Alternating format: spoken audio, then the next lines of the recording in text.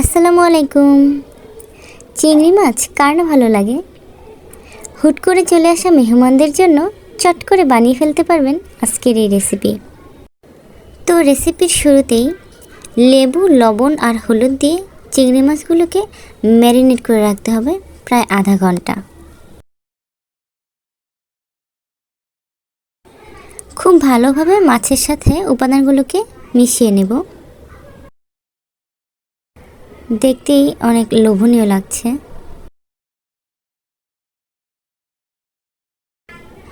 এরপরে কড়াইতে তেল দিয়ে দিব আর তেলে ম্যারিনেট করে রাখা মাছগুলো দিয়ে দিব।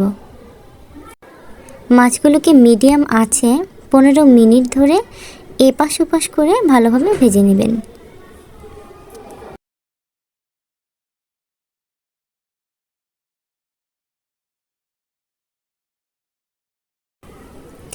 মাছগুলো খুব সুন্দরভাবে ভাজা হয়ে গেছে, খুবই লাল টকটকে একটা কালার এসেছে।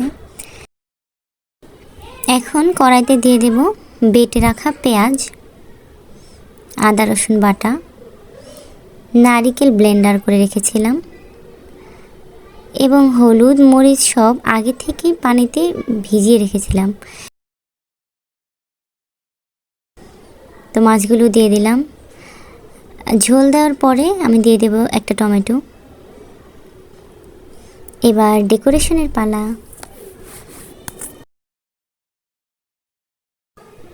যে কোনো খাবার খুব সুন্দরভাবে সাজিয়ে নিলে দেখতে লোভনীয় হয় আর খেতেও মজাদার হয়। তো আমার চিংড়ি মাছগুলো ভালোভাবে সাজিয়ে নেওয়া শেষ। ধন্যবাদ সাথে থাকার জন্য। আল্লাহ হাফেজ।